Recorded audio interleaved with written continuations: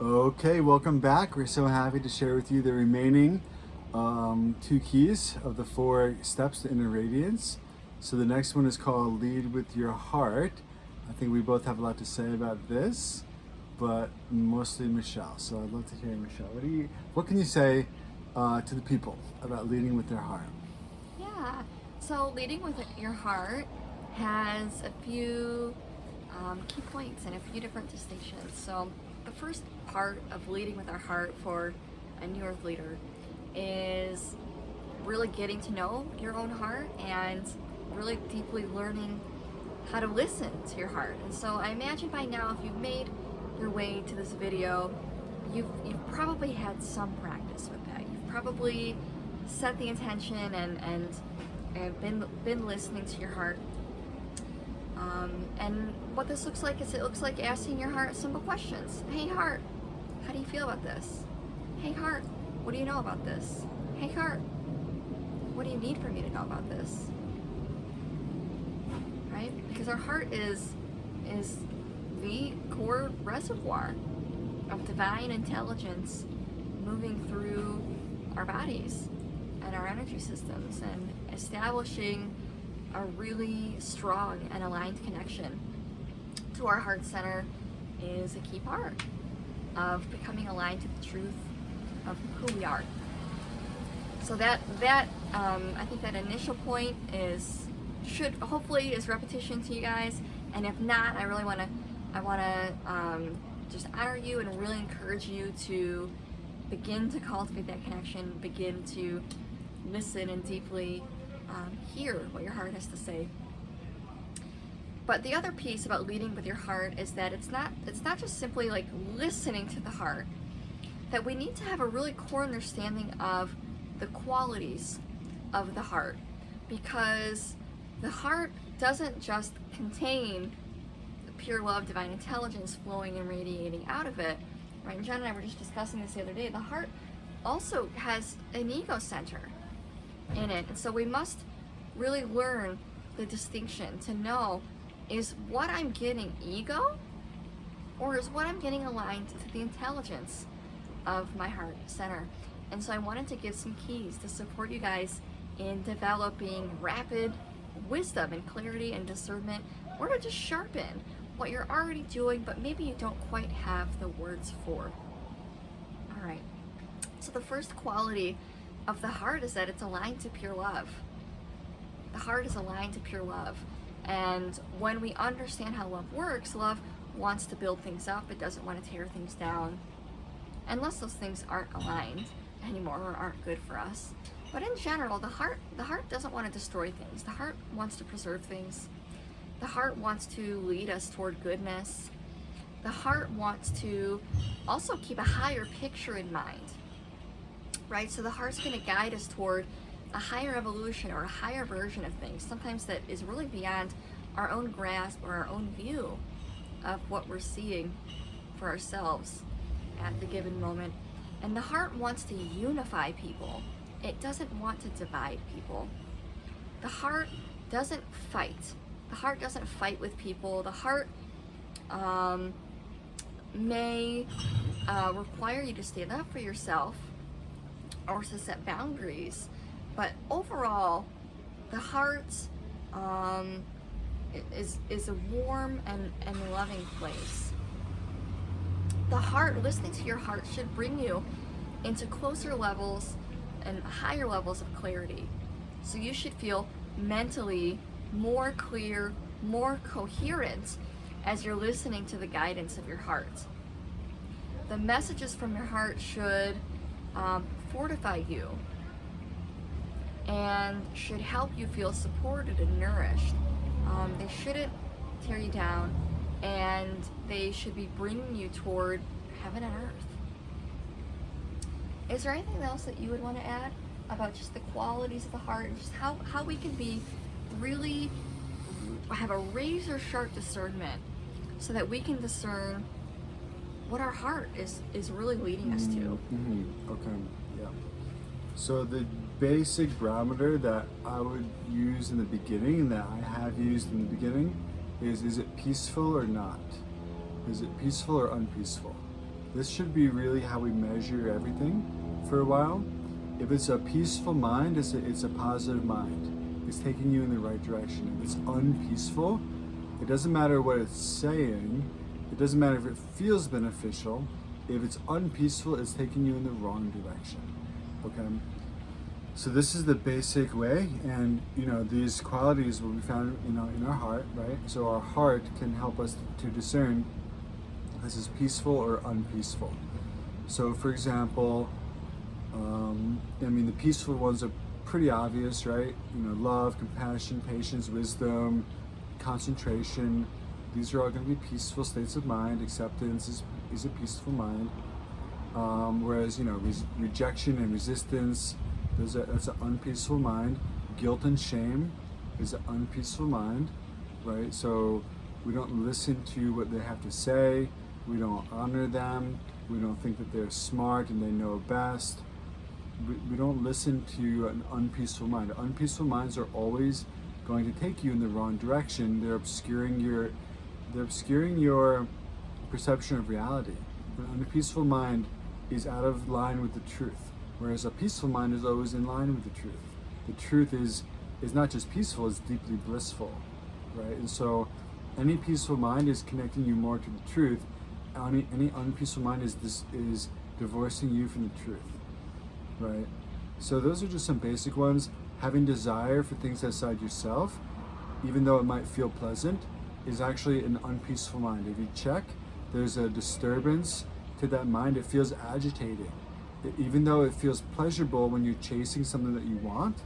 For example, you walk into a donut shop and they have only one donut left and there's somebody in line in front of you and your mind is just desiring for that donut, and if it feels like that you can get it, there's a pleasure there, right? You're relating to something that you enjoy, but it feels unpeaceful because you feel separated from the thing that you want. It feels unpeaceful. And yeah, it's that desire for things outside of ourselves that disturbs our mind. And it makes us feel like in hot pursuit of those things. We don't really notice that it's unpeaceful. Only later, when we don't get it, do we experience the heartbreak and the unpeacefulness on the other side of not getting what we want. But on the way to try to get it, we never notice that it feels negative. It always just feels pleasant. So we have to be very discerning of, is this peaceful or unpeaceful? That's the way to always check. So if you want to go to a deeper level, the deeper level will be, is this love or is this self-centeredness? And that's even a more advanced and subtle way of practicing. It's definitely a good place to start. So, it's good to start doing it, I should say. So you can just think, am I doing this with the intention to be of service to others and to help other people? Or to bring happiness and light to others? Is that my intention here without looking for anything back? If so, that's love, right? Love regards other people as important. Love respects people. It wants them to be happy. This is always going to be positive, never has any negative results. Whereas a self-centered desire thinks that we are more important than other people around us. It respects us and it disrespects and it simultaneously neglects others.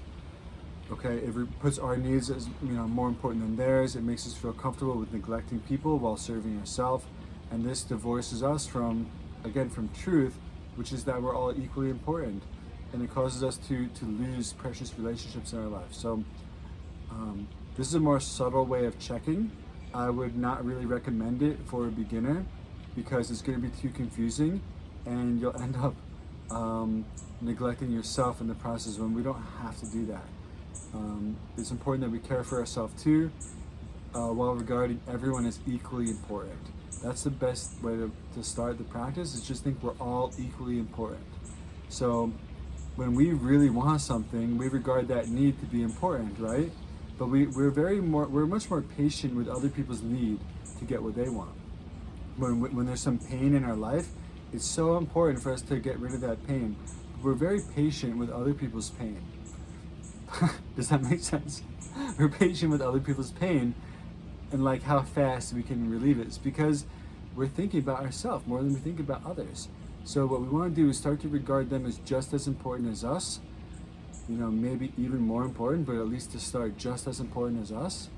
And that way we cherish them. And then when they have wishes and wants, we're tuned into them, and we will try to fulfill them and at least want them to find happiness. It will be important to us to help them. And that love, it protects us. It protects us. The only time we ever experience suffering is when we're thinking about ourselves, which is interesting. It doesn't mean that thinking about ourselves always makes us suffer. It doesn't mean that. Thinking about ourselves, there's so many positive ways to think about ourselves and relate to ourselves. That's not what I said. I said whenever we suffer, we are thinking about ourselves, meaning self-centeredness is an important part of suffering. If you want suffering, think about yourself, and trust me, it'll start coming. If you want to be happy, start thinking about others, and trust me, you'll be happy. Okay? So just try this out. This is another way to check. It requires a little bit more subtle level of awareness of being able to really discern. Is this love, wishing other people to be happy and thinking they're important? Or is this a self-centered mind thinking I'm more important than them? That's kind of advanced, but I wanted to introduce you here. The best way to start really is it peaceful or is it unpeaceful? And then just go be guided by the peaceful ones. This is how you can discern the positive and negative stuff that are both inside our heart right now. Yeah, and just I love everything that you said. And then I think just being transparent as well with yourself about what feelings that you have in your heart. What feelings do you have in your heart? Because these are going to be more clear and more aligned than just negative or turbulent emotional states that kind of come and try to whip us throughout the day. But from a clear and peaceful place, it's like, okay, what am I actually feeling about this? And listening to that. That's a really powerful way to be in touch with your emotions, and it's deeper, and that type of true feedback is going to help you lead yourself in a more aligned and clear way. So I'm not saying lead yourself based on your emotions, but I'm saying that the true feelings that your heart feels about a given situation, it has real data, has real information for you about whether a situation is benefiting others, helping you, and understanding that your feelings are valid. They're valid. And we can't always run our life off of feelings. But I think that it's important to note that you have feelings in your heart. And these are different, again, from the emotional states that sometimes try to whip us around throughout the day, that there's deep, deep, true and tender feelings to be heard and understood. And from this understanding of the heart, then we can begin to make choices and to take action aligned with the heart,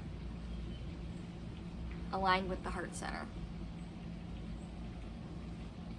Amazing. So there's a formula that I've kind of downloaded at one point about following your heart. I think we can kind of do it in a separate video, but I'll just give the basic points. So the first part of following your heart is to do the right thing and not the wrong thing. So sometimes in life we find that we're just confused and we don't know the direction to go, and we're not really sure how to tune in and get direct guidance from our heart or from the universe, right? Sometimes we find it hard to receive the step-by-step instruction of what we should do next. But we can always start to do the right thing and not the wrong thing. You can always have a sense of this is the right thing for me to do, and always a sense this is the wrong thing for me to do. And to whatever level you can interpret that, just start doing that. Just start doing that more vigilantly. Do it more clearly. Ask the question, is this the right thing? And if something's there for you to do, which is the right thing, just do it. Just do it. Sometimes I say do right with light, right? Do right with light. Like do the right thing, bring the light with you, bring a good intention with you. This is the first step of solving all the problems in your life. Yes, maybe there's more subtle steps that you can do once you're doing this already, but without this one, nothing else works. Okay, so start to do right with light and just ask yourself, what's the next right thing? What's the next right thing for me to do? And then have the courage to do it. Okay? Have the courage to do it.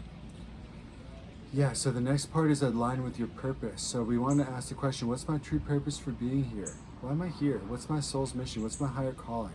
Why am I really here? And the main purpose for us all is to improve ourselves and help others. But we all have a unique expression of this. So we should ask, what am I really good at? And what do I love to do? How can I use this in the service of others? What am I really good at? What do I love to do? How can I use this in the service of others? And this will put you in the direction of your higher calling. Okay, this will get you going in the right direction. If you can do this, you will have divine help. Like a ship that puts up a sail. A ship that puts up a sail has help from the wind, right? If you're pointed in the direction that the wind wants you to go, the wind is going to help you to get there. In the same way, if you're aimed at helping others in a way that you're uniquely qualified to do in a special way, the divine consciousness is also trying to help others, right? And so you become an instrument of divine will in that moment. You get the wind, the divine wind in your sail, and this is when life becomes easy. This is when life becomes fluid and very comfortable and just like magical, because you have divine help and support. Of course, why do you have divine help and support? It's because your wishes are aligned with divine wishes now. Your wishes is to help others. Divine consciousness wants to help all others. Of course, you're aligned. You're actually aligned with the divine consciousness in the moment that you want to help others. Does that make sense? Because it wants to help others. It's an animate consciousness. It's not just some inanimate energy. It's an animate consciousness that actually wants to help others. Okay? So we need to find our own unique expression of helping others. Like, what am I really good at? What do I love to do? And that will give you a specific method where you can help them well. And so you'll be used as an instrument or as a tool to kind of be of service to others. And that's when you're swished into an amazing life. I've been swished into amazing lives before, and I've also been blocked from doing what I want to do because my wishes were not aligned with divine will in that moment. Does that make sense? So this is the first step of really finding the alignment. And once you're aligned, the universe will start speaking to you. Okay? The third step is to relax and let go.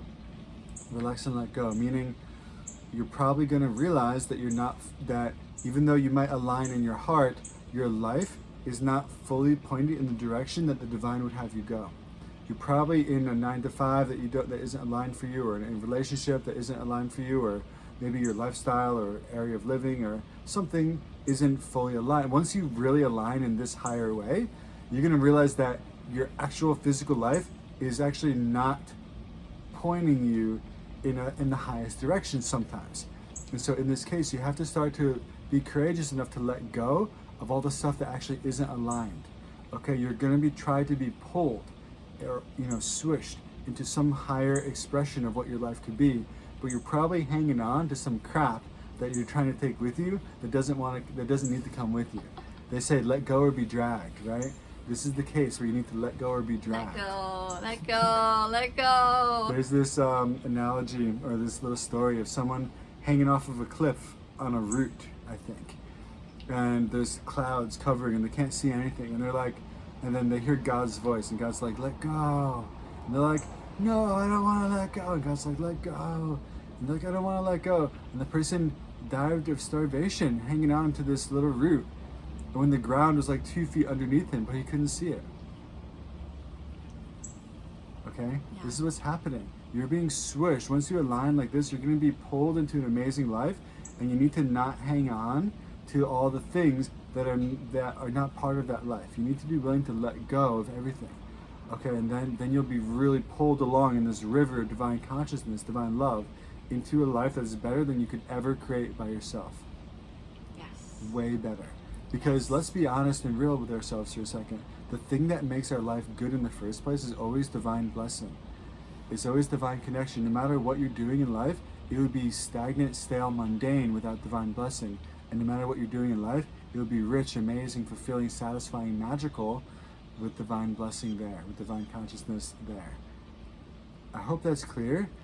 If you're not clear about that point, think about it again because that matters, right? So why would disaligning yourself from a divine consciousness get you closer to the life that you want when, of course, aligning with divine consciousness, of course, is the way to get the life you want, because divine blessings will be there in abundance, and that's what makes life good anyway. Mm-hmm. Okay?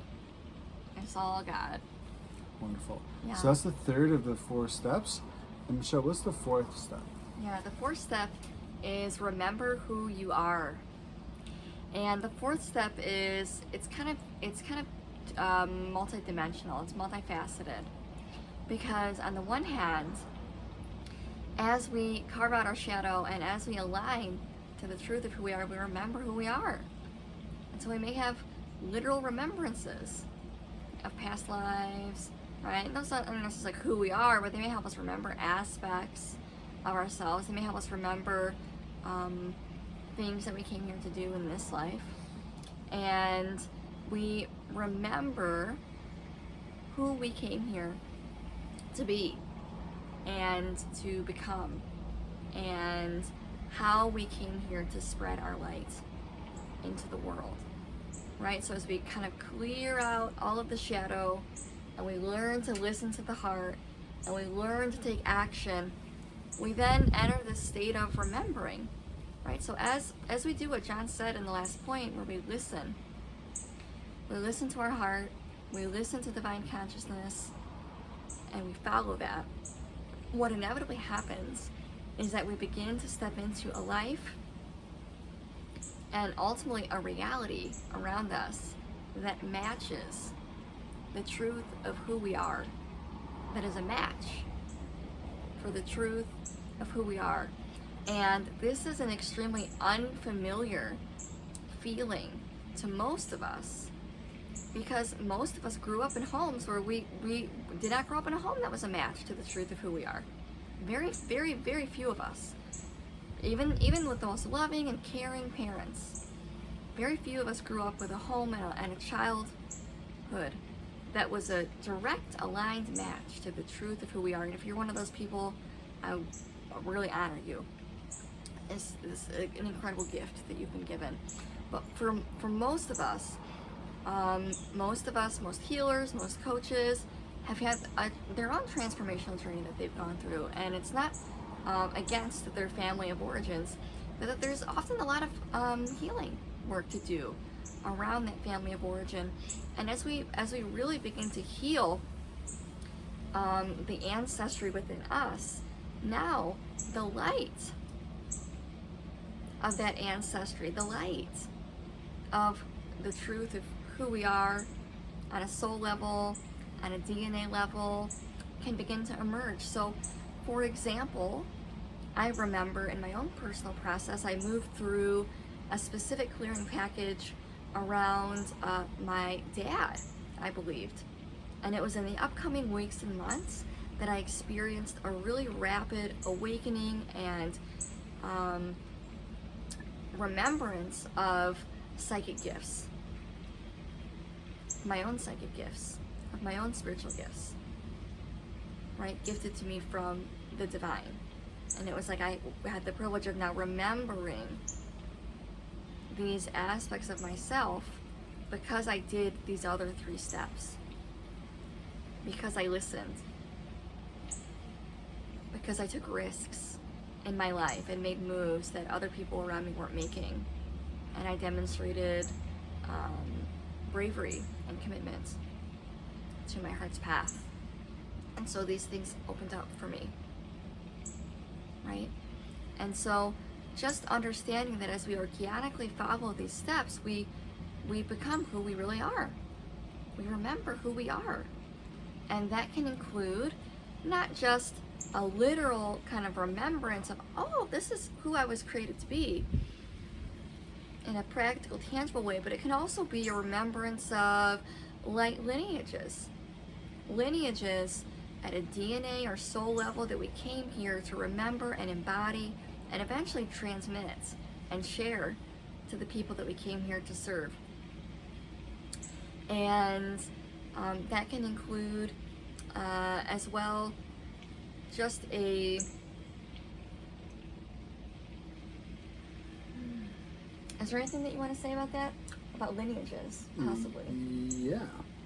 So a lineage is a line of realization of who you're getting your power from, who you're getting. It's not just instruction; it's the actual transmission of the energy and the realization of of something, right? Of some experience that you have. So, according to practice, we had a particular lineage of Buddhism that was intact all the way from Buddha to the present day teachers. And so I'm the holder of a lineage, actually. I'm the holder of a complete lineage. I haven't gained full realization of the full lineage, but I've received it. Okay, but it's like a power cord. Imagine a power cord at your heart that goes through all the teachers who have taught you all the way back to Buddha. Now, some lineages are what's called a close lineage, in that we can receive empowerment and instruction directly from a particular deity or a being or entity, right? And so, like, you could be visited by an angel, for example, and receive a lineage directly from them. That's called a close lineage. But it also can come through real teachers, some of whom that you've met. So these are two ways of understanding a lineage, but you can just call it, it's a line. It's a line of knowledge and realization and experience that you are receiving a lot of benefit from, and that you can transmit as well to other people, so they can become next in line, if that makes sense. Mm-hmm. I really love that. Is that helpful? Yeah, that was gorgeous. That was a really beautiful definition. And the key word of the fourth step is really remembering this note, this frequency, this consciousness of remembering. And you may find along the way that it's like you are remembering what was true all along. And we can only do that once we clear out the confusion and the yuck and everything that's in the way. And again, you can't clear away the truth, and so you're just left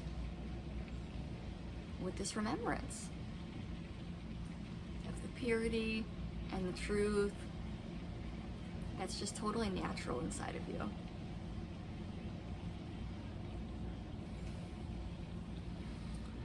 So all I can add to this, as far as remembering who we are, is two things. I believe there's two different ways of relating to ourself that are extremely helpful and important. So one is an empowered way of relating to ourself right now, and another is relating to the most empowered version of ourself that will exist in the future, but believing that it exists now. Okay? So the first way is more of a grounded approach, and this is really where we should all start. In fact, if we don't do this way, the other way will feel like you're disconnected from reality, and you're going to start to feel a little bit crazy because it won't be integrated. So try this first. Believe I have a pure potential. Just say this to yourself: I have a completely pure potential. In my heart, I'm completely pure. I didn't have to do anything to get this pure nature.